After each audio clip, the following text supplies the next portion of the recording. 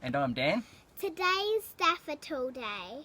Yes, that it is. So today's all about raising awareness for cancer and some funds, of course. Abby's got her Daffodil Day shirt on. I don't really have any yellow ingredients, but Abby's got some yellow bits and pieces she's going to be putting in her drink today. So cancer is the other disease starting with C that pretty much wrecks everyone's life at the moment. The other one being COVID, obviously, and there's another four-letter word that starts with C to describe both of them. Cancer kills about 9,000 people a year in New Zealand, and about 30% of the population, give or take, will have cancer at some stage before they hit 75. So it's quite a big deal. Anyway, we're going to kick this into gear. Abby's going to make her cocktail quickly with some... She's just having some Sprite with a little bit of yellow colouring, and then I'll just let you know what I'm going to be making. There you go, Abby. Pour that in there.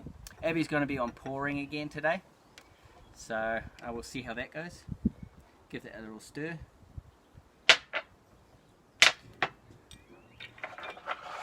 And there we have it. Abby's got a nice yellow. Put your umbrella in it. I found some cocktail umbrellas in the back of the cupboard. So here's Abby's little ode to Daffodil Day. It's just a bit of yellow Sprite, really. Okay, so I'm going to be making something called a green dinosaur.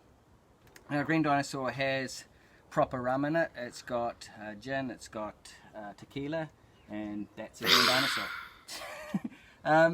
It's funny though, because everyone used to think that dinosaurs had grey skin, but in about 2010 some guys did some experiments on feathers and whatnot, and they decided that dinosaurs were probably multicoloured.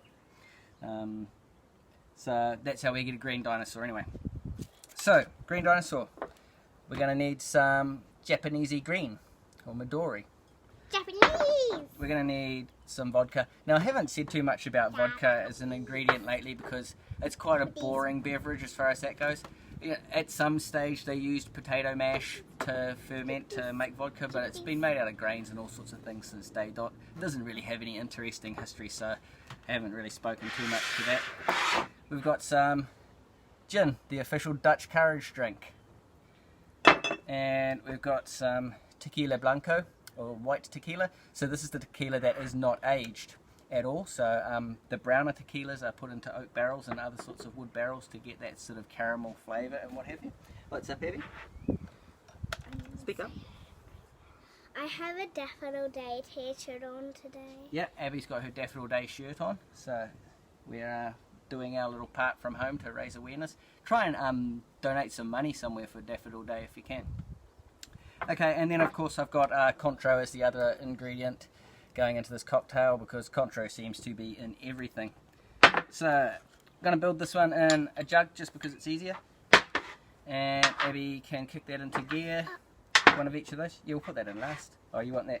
I've got some little yellow ice cubes, little lemony ones, so I'll pop that into Abby's and I'll pop one in mine as well. Okay, Abby, away you go. So Abby's on pouring. I'm going to talk just a whole cup of that of each of these. So, and then just pour it into there, just below the edge. So rum. Most rum's made around the Caribbean and things like that, but rum's been around for a long time. Sort of in the 17th century, it was pretty much a currency. Yep, dump it in. It was pretty much an official currency for a lot of the trading. I mean, it was very involved in the slave trade back around that period. Yeah, we'll grab it. That's all right. But it was widely used in the navies, of course, so pretty much daily rum rations. It used to be mixed with water and sometimes lemon juice and things back there to keep the scurvy at bay, but that's what it was actually known as grog. Yeah, that's all good, that's perfect.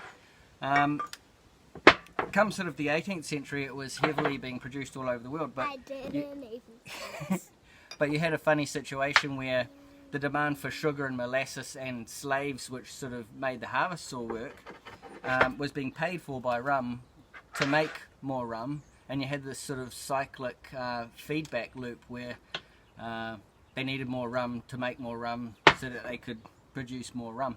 And sort of after the 18th century, it started to go into decline a little bit with governments moving to other methods of trading and frowning upon everyone being boozed all the time. So the New Zealand Navy was actually the last navy to remove the daily rum ration. And that didn't happen until 1990, in February 1990, which is quite late in the piece. So it's just, I don't know, I think they decided that the sailors were probably operating heavy machinery and it wasn't a good idea to be giving them rum or condoning the drinking.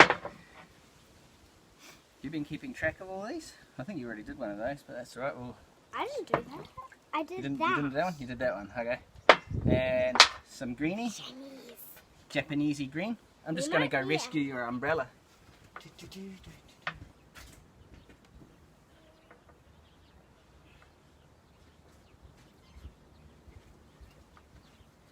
you go, found the umbrella. That's all I could find. Hey, that's just a That's all of it? Yeah, that's perfect. Good job. Dump that one up. So what haven't we done? We haven't done rum.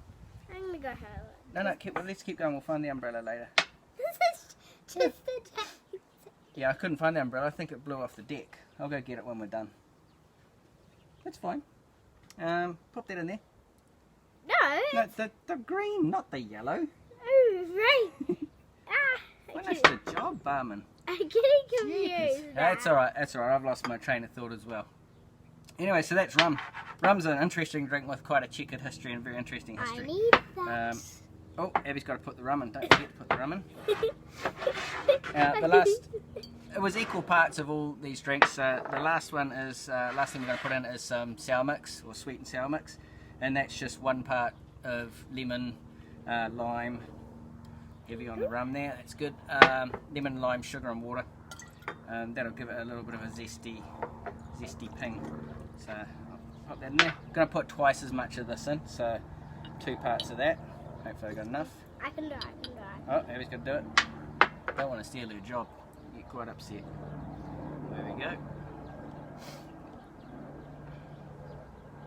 So we didn't do any maths today, but we learned about dinosaurs. We're all expert paleontologists now. And rum. I used to have quite a bad relationship with rum. I remember it being really horrible when I first started drinking back when I was a teenager. I don't know what it did to me, but I've sort of rekindled that romance in recent years. So that's a green dinosaur. I'm just gonna. I didn't bring a straw. That's all right.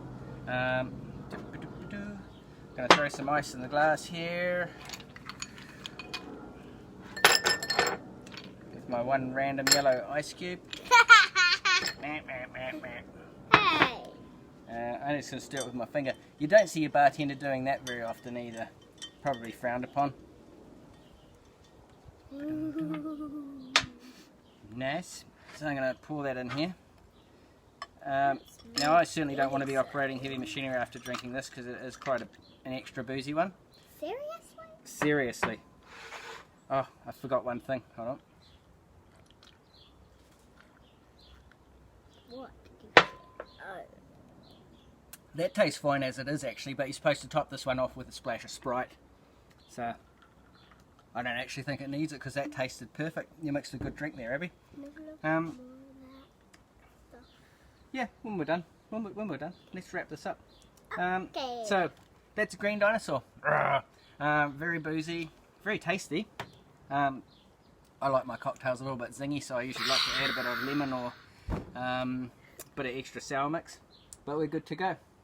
So happy Daffodil Day, everyone. I hope you're all staying healthy and safe, and no one has any of the sea level diseases. Good to go, Abby? Yep. Do you want to sign off? Abby's going to school next week. Fingers crossed, that's what they tell us.